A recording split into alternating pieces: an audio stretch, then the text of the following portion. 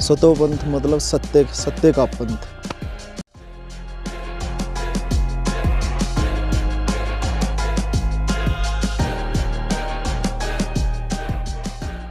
संपूर्ण पृथ्वीलोक में सर्वश्रेष्ठ स्थान माना जाता है भारत, और भारत में भी सर्वश्रेष्ठ स्थान माना जाता है भू बैकुंठ धाम बद्रीनाथ। बद्रीनाथ जी के बारे में कहा भी जाता है, बहूनि सन्ति तीर्थानि दिव्यभूमो रसासु च, बद्री सदृश्य तीर्थानि न भूतो न भविष्यति।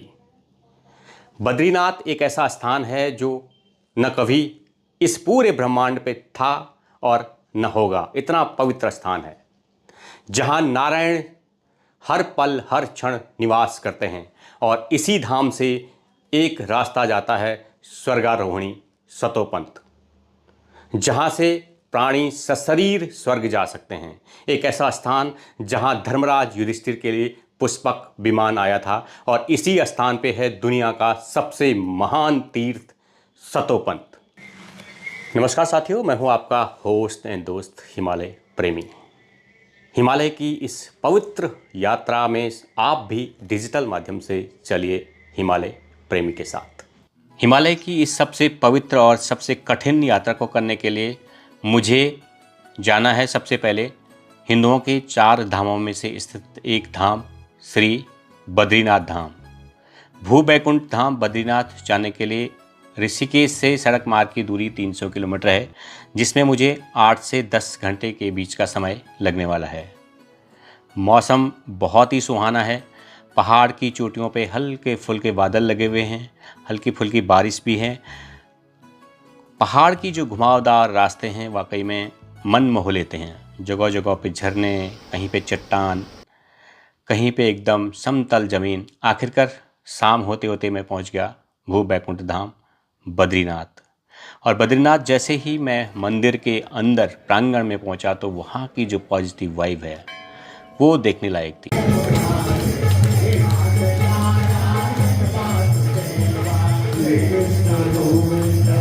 बद्रीनाथ में नारायण के दर्शनों के बाद मुझे जो सबसे प्रिय चीज़ है वो है नीलकंठ पीक पे सनराइज। ये देखिए आप।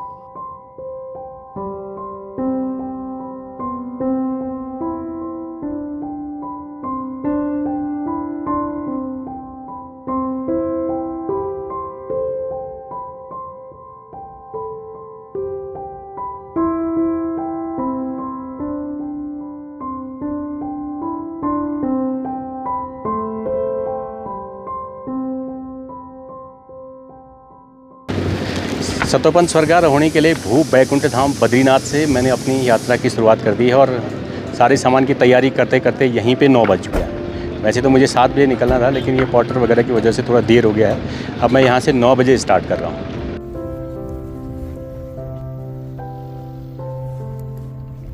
बद्रीनाथ से चल के हम लोग, एक तरफ तो रोड जाता है माना विलेज को, हम लोग अपोजिट साइड आए और आर्मी का बेस कैंप है वहाँ पे, और वहाँ से अपोजिट साइड से निकलते हुए लगभग आधा किलोमीटर की दूरी पे बद्रीनाथ जी की माता मूर्ति का मंदिर है, और माता मूर्ति से आशीर्वाद लेके अब आधा किलोमीटर के डिस्टेंस तक मैं पहुँच गया हूँ। मेरे ठीक बगल पे अलकनंदा नदी है, और इसी नदी के किनारे किनारे, और ये जो 2 माउंटेन्स आपको दिखाई दे रहे होंगे, बहुत बड़े बड़े पहाड़ हैं, बड़े बड़े माउंटेन्स हैं, और इसी के किनारे किनारे किनारे किनारे लक्ष्मीवन तक आज हमें जाना है।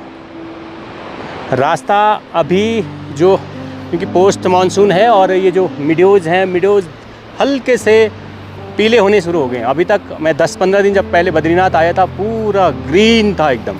अब थोड़ा सा क्या होता है कि पाला जैसे गिरना चालू हो जाता है, तो ये जो लैंडस्केप है ये थोड़ा सा इसमें पीलापन आ जाता है। तो अब आप देख रहे होंगे थोड़ा सा हरियाली से धीरे धीरे धीरे धीरे करके पीला, और उसके बाद जैसे पाला बहुत ज़्यादा गिरेगा ये काला होना चालू हो जाता है, और ऊपर पहाड़ियों पे बर्फ़ पड़नी शुरू हो जाती है।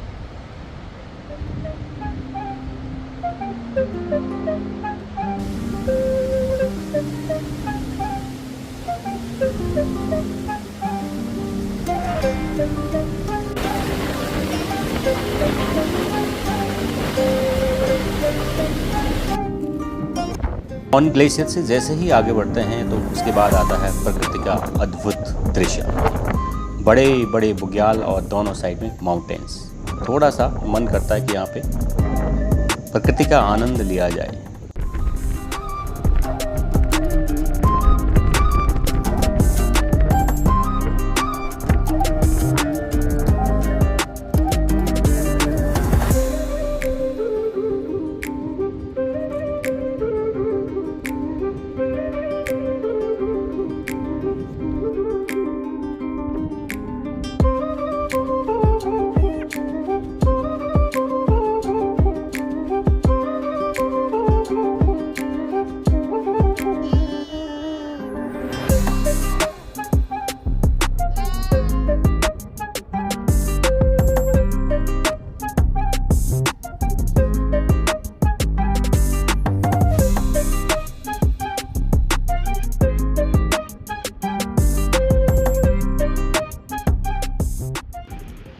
माना विलेज से लगभग 4 किलोमीटर की डिस्टेंस पे मैं आ चुका हूँ और मेरे ठीक सामने है वसुधारा।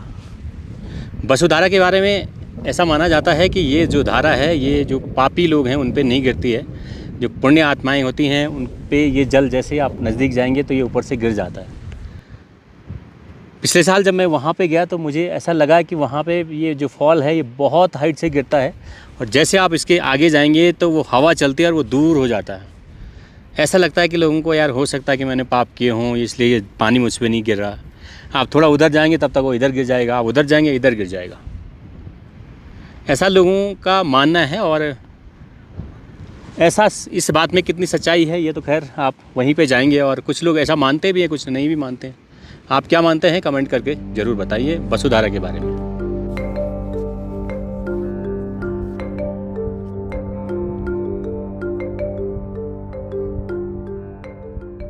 माना से मैंने ये ट्रैक 10:30 बजे स्टार्ट किया था और इस समय 3 बजने को हो रही हैं।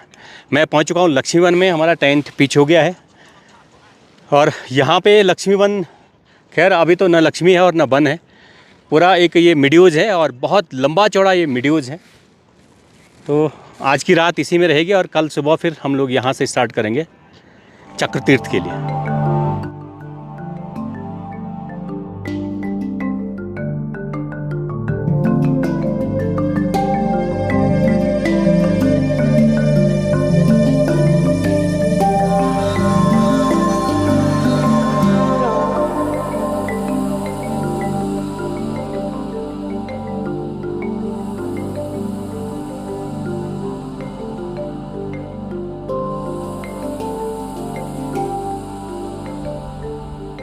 लक्ष्मी वन में शाम का समय है, टेम्परेचर बहुत तेज़ी के साथ गिर रहा है और हमारे टेंट के चारों तरफ से बिल्कुल फॉग बहुत तेज़ी से आता हुआ दिखाई दे रहा। कुछ जो पॉटर लोग हैं इन्होंने आग, ठंड से बचने के लिए आग जला रखी है। अब डिनर करने के पश्चात अपना सोने का समय हो चला है। तो गुड नाइट दोस्तों, सुबह मिलते हैं एक नई ऊर्जा के साथ। नमस्कार दोस्तों, 23 सितंबर 2024 लक्ष्मी वन से हमने पैकिंग की तैयारी शुरू कर दी है। अपना टेंट वगैरह निकाल दिया है और ब्रेकफास्ट करके अब हम लोग निकल रहे हैं। आज वैसे विचार तो है कि डायरेक्ट हम लोग सतोपंथ ही चले जाएं, क्योंकि 2-3 साल पहले जब मैं आया था तो सतोपंथ में रुकने का मौका नहीं मिला था। हिमालय के ऐसे दिव्य स्थानों पे रुकने का जो अनुभव है वो बहुत यूनिक माना जाता है। तो मेरी भी कोशिश रहेगी कि आज चक्र तीर्थ न रुक के आज सतोपंथ में रुका जाए। तो ब्रेकफास्ट वगैरह करके कल रात मौसम बहुत बढ़िया रहा, रात को तारे लगे। खैर शाम को एक बार ऐसा लगा कि बारिश होने वाली है, लेकिन रात को स्काई क्लियर हो गया।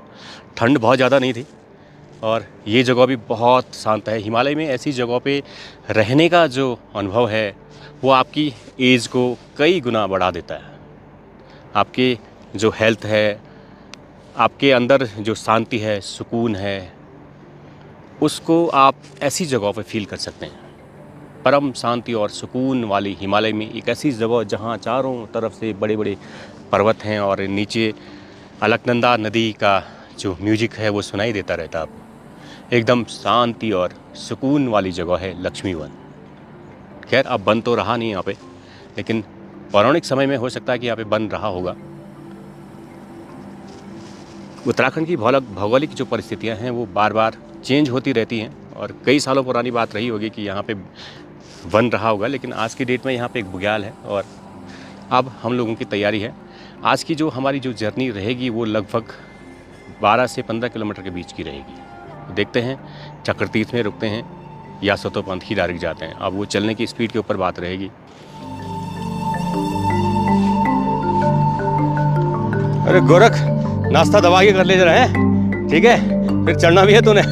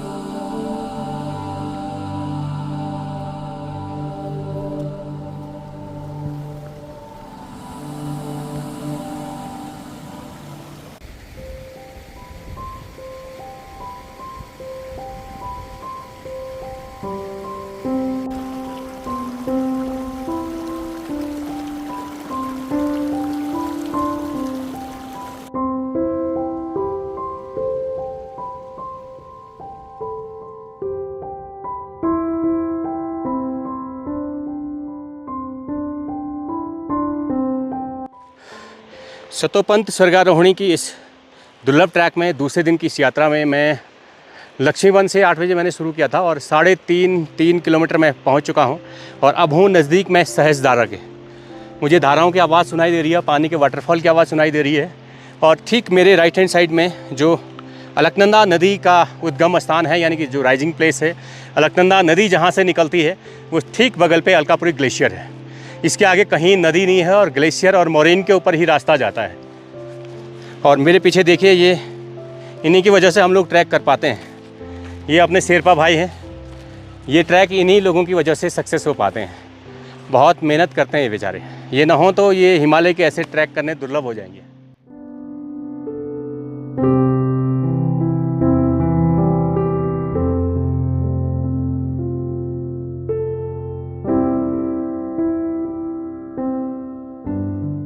अनिर्वचनीय वक्तव्य नहीं है, साक्षात नारायण का प्रतिरूप है। लक्ष्मीवन से जब आप सतोपंथ तक का पूरा आप तय करेंगे यात्रा, तो आपको प्रतिक्षण आनंद की अनुभूति होगी। स्वयं नारायण आपका प्रतिनिधित्व करेंगे आपके रोम रोम में बस करके। आपको ऐसा रोमांच अनुभव होगा, जैसा कि सनातन धर्म में कहा भी गया है कि सबसे कठिन और सबसे मुश्किल और सबसे विलक्षण ये यात्रा है। इससे बड़ी यात्रा और कोई होती नहीं है सतोपंथ की। और इन्हीं मार्गों से धर्मराज युधिष्ठिर स्वर्ग को गए थे और क्रमशः चारों भाइयों ने इन्हीं मार्गों में अपना शरीर छोड़ा था। माड़ा गांव से ऊपर माँ द्रौपदी ने अपना शरीर छोड़ा, लक्ष्मीवन में नकुल जी ने और सहस्त्रधारा पर सहदेव जी ने, चक्रतीर्थ पर पार्थ अर्जुन ने। जब आप पार्थ जी के पास पहुँचेंगे, जहाँ पर उनका अंतर्ध्यान स्वरूप हुआ है चक्रतीर्थ में, तो आपके रोए रोए अपने आप खड़े हो जाएंगे। जैसे लगेगा गरगरा के घास के दिशाओं से, कलरव से, जितनी भी चीज़ें हो रही वहाँ से गीता की ध्वनि सुनाई देगी आपको। अद्भुत, बहुत विलक्षण रोमांचन होता है। उसके ऊपर जब आप सतोपंथ ताल पहुँचेंगे तो ब्रह्मा विष्णु महेश नित्य स्नान करने आते हैं। आप जाएंगे वहाँ, स्नान करेंगे और सतोपंथ ताल का दर्शन करेंगे। फिर सतोपंथ ताल से ऊपर से ही आपको स्वर्ग की सीढ़ियाँ दिखाई देती हैं। बहुत दिव्य अनुभव रहा। और हम तो चाहेंगे कि हाँ, युवा वर्ग ज़्यादातर जो स्वस्थ हैं, फिट हैं, वो आएँ और जो बहुत बुजुर्ग हैं वो ना आएँ। जय श्री राम। पहली बार जब मैंने देवप्रयाग में गंगा नदी को बनते हुए देखा था, कि जहाँ से माँ गंगा बनती है, गौमुख ग्लेशियर से भागीरथी आती है, तो उसी दिन मन में ये प्रश्न हुआ था, एक जिज्ञासा हुई थी कि यार इन दोनों नदियों के उद्गम स्थान को ज़रूर देखूंगा। ये दोनों नदियाँ, इतनी पवित्र नदियाँ किस स्थान से आती होंगी। हिमालय में कितना पवित्र स्थान वो स्थान होगा कि जहाँ से ये दोनों नदियाँ आती हैं। आज मेरा वो सपना पूरा हुआ। खैर गौमुख ग्लेशियर को तो मैं कई बार गया हूँ। माँ गंगा का जो उद्गम स्थान है भागीरथी का, वो गौमुख ग्लेशियर से ही है और वहाँ की मैंने कई बार यात्राएं की हैं। लेकिन मैं पहली बार खड़ा हूँ माँ अलकनंदा नदी के उद्गम स्थान पे। यहाँ तक आना ही बड़ी चुनौती है। एक्चुअल में जो सतोपन स्वर्गारोहणी का जो ट्रैक रूट जाता है वो काफ़ी दूर से जाता है और यहाँ तक पहुँचना मुश्किल है। मेरे ठीक सामने आप देखिए थोड़ा सा पानी की एक धारा है, पीछे ग्लेशियर है और ग्लेशियर से ही थोड़ा सा पानी निकल के आगे बढ़ता है और आगे फिर विशाल अलकनंदा नदी में बहुत सारी जो देवीय नदियाँ हैं वो समाहित हो जाती हैं और देवप्रयाग में जब भागीरथी इसके साथ मिलती है तो ये माँ गंगा बन जाती है। हिमालय की ऐसी पवित्र दिव्य जगहों पे होना ही बड़ी बात है। बिना नारायण के आशीर्वाद के आप यहाँ पहुँच नहीं सकते। इस धारा के बिल्कुल मैं पास में पहुँच चुका हूँ। ये देखिए एक धारा ये है, एक वो है, ऐसे करके हज़ारों धाराएं हैं इस रूट पे। अभी हज़ारों तो खैर नहीं रही, सहज तो नहीं रही, लेकिन कुछ धाराएं हैं। पहले मुझे लग रहा है कि पुराने एंशिएंट टाइम पे कई धाराएं यहाँ पे रही होंगी तो इसलिए इस जगह का नाम सहज धारा पड़ा है। सहज धारा के ऊपर अगर ठीक मैं देखूँ तो ये ऊपर जो माउंटेन आपको दिख रहा है ये नीलकंठ माउंटेन है। बद्रीनाथ से एकदम सामने दिखता है लेकिन यहाँ इसकी बैक साइड दिखाई देती है, ये वाला। अभी थोड़ा सा ऊपर क्लाउड है, अगर क्लाउड हटते हैं तो मैं आपको दिखाता हूँ ऊपर। और यहाँ से अगर हम जैसे रिज को देखेंगे तो ये सामने चौखंबा है। चौखंबा का जो बैक साइड है वो दिखाई दे रहा है और इधर से ये बालाकुंड है। इस तरफ राइट हैंड साइड में बालाकुंड है। बालाकुंड से थोड़ा इधर बढ़ेंगे तो ये चौखंबा है और इस तरफ आएंगे तो ये स्वर्गारोहणी आ गया फिर।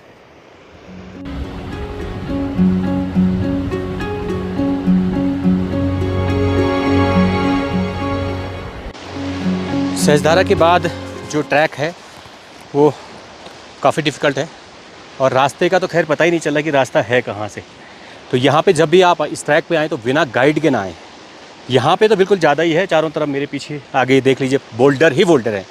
तो यहाँ पे कुछ लोगों ने पाथफाइंडर बना रखे हैं, मैं भी एक पाथफाइंडर बना लेता हूँ। थोड़ा सा जो लोग आने वाले लोग हैं उनके लिए थोड़ा सा ईजी रहेगा।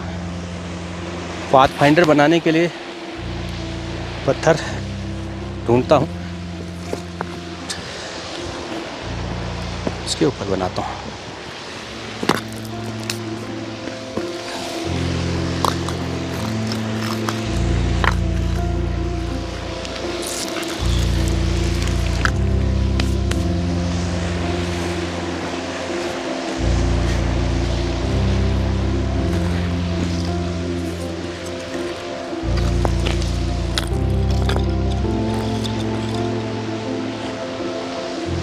इतना काफ़ी है। अक्सर ये आपने देखा होगा कि जब आप किसी ट्रैक पे जाते हैं तो ये बहुत सारे दोनों तरफ बनाए रहते हैं। तो ये ट्रैकिंग में अगर आप रास्ता भटक जाएं तो ये पाथ फाइंडर है। इसका मीनिंग ये है कि आप सही रास्ते पे और रास्ता इधर ही से जा रहा है। तो जब भी आप समय मिलता है तो ट्रैकिंग के दौरान कुछ नए काम ज़रूर करें। एक पाथ फाइंडर ज़रूर बनाएं जहाँ पे आपको लग रहा है कि यार यहाँ रास्ता बिल्कुल है नहीं और कोई रास्ता भटक जाएगा, तो ऐसी जगहों पे आप एक ऐसा पाथ फाइंडर ज़रूर बना लें। सहजधारा रिज से जैसे हम लोग नीचे उतरते हैं तो इस समय यहाँ पे एक छोटी सी लेक है जो फॉल का पानी गिर रहा है, क्योंकि नीलकंठ जो पीक है उसका पानी जब मेल्ट होता है तो बहुत सारे झरने बन जाते हैं और यही सहजधारा है। अभी तो सहस्त्र मतलब हज़ारों होता है, लेकिन हज़ारों तो नहीं है, लेकिन काफ़ी है फिर भी। और उसके नीचे एक झील बनी है पानी की, बहुत सुंदर झील है और झील के किनारे छोटे छोटे फूल उगाए हैं। तो ये बहुत शानदार व्यू है और पीछे माउंटेन्स रेंज है, दोनों साइड माउंटेन है और बीच में छोटी सी झील और झील के किनारे मीडोज। इस पूरे ट्रैक का एक बहुत परफेक्ट लोकेशन है ये।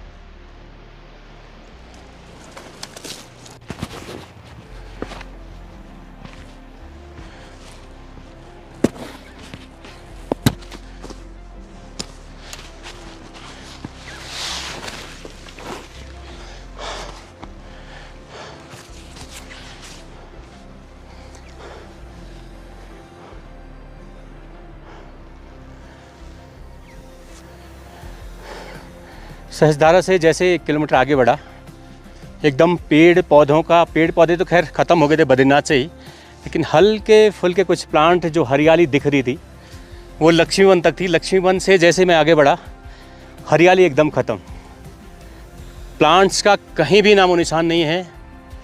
अगर दिख रहा है तो दूर दूर तक बस मॉरिन ही मॉरिन, ग्लेशियर। लेकिन पानी अभी तक है, धीरे धीरे ये पानी भी ख़त्म हो जाएगा। ऑक्सीजन का जो लेवल है धीरे धीरे अब पता चल रहा है कि ऑक्सीजन की कमी होने लग गई है बॉडी में, क्योंकि जैसे 1 किलोमीटर चल रहे हैं कि बहुत ज़्यादा थकान लग रही है। ऐसे ट्रैक पे जब भी आप आएँ तो पूरी तैयारी के साथ आएँ, अपना जो फिज़िकल फिटनेस है उस पर ध्यान दें।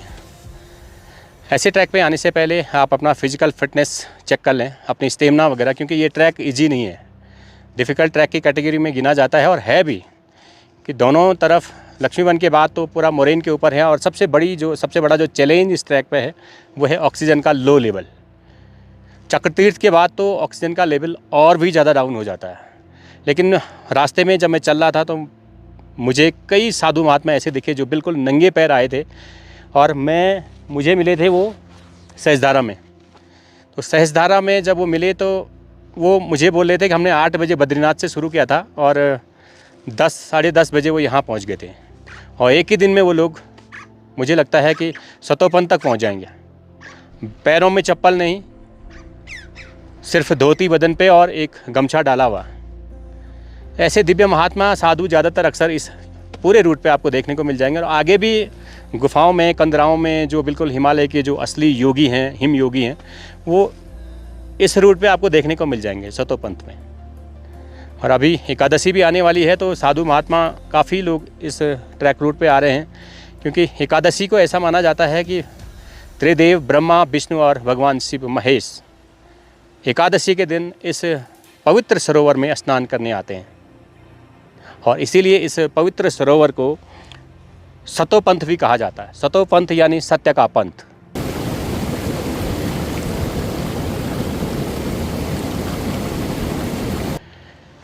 लक्ष्मीवन से सुबह में 8 बजे मैंने अपने ट्रैक स्टार्ट किया था और सोचा ये था कि आज ही मैं सतोपंथ तक चले जाऊंगा।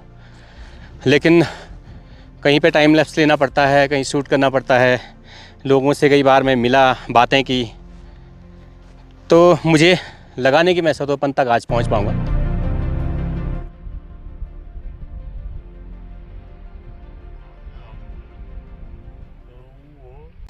फाइनली चक्रतीर्थ में पहुंच चुका हूं। और चक्रतीर्थ के बारे में ऐसा माना जाता है कि ये वही स्थान है जहां पे अर्जुन ने अपने प्राण त्याग दिए थे। बहुत बड़ा ये मीडोज है और इधर से मैं देखूं तो यहाँ नीलकंठ का बेस दिखाई देता है, इधर से पार्वती है, इधर से चौखंबा है, और यहाँ माउंटेन्स पे देखिए चारों तरफ से क्लाउड लगे हुए हैं और बैक साइड में भी माउंटेन्स दिखाई दे रहे हैं। और यहाँ पे हमने टेंट पिच कर लिया है, अभी चाय पानी बना रहे हैं बंदे। बहुत ही जो परम आनंद जिसको बोलते हैं वो इस हिमालय के क्षेत्र में, विशेषकर इस ट्रैक में जितना आनंद है और जो डिविनिटी है वो शायद में किसी ट्रैक में नहीं है। तो आज का हमारा स्टे यहीं रहेगा। अभी चाय पानी वगैरह करते हैं और उसके बाद शाम का फिर डिनर वगैरह करके सो के और फिर नेक्स्ट डे अर्ली मॉर्निंग निकलेंगे कल सतोपंथ के लिए।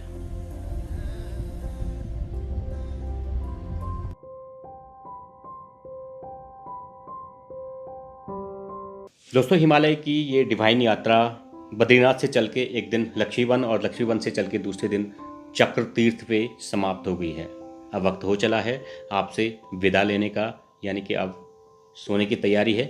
मिलते हैं सतोपंथ स्वर्गारोहणी में दूसरे पार्ट्स के साथ। तब तक अपना ख्याल रखिएगा। हर हर महादेव, जय शिव शंभू।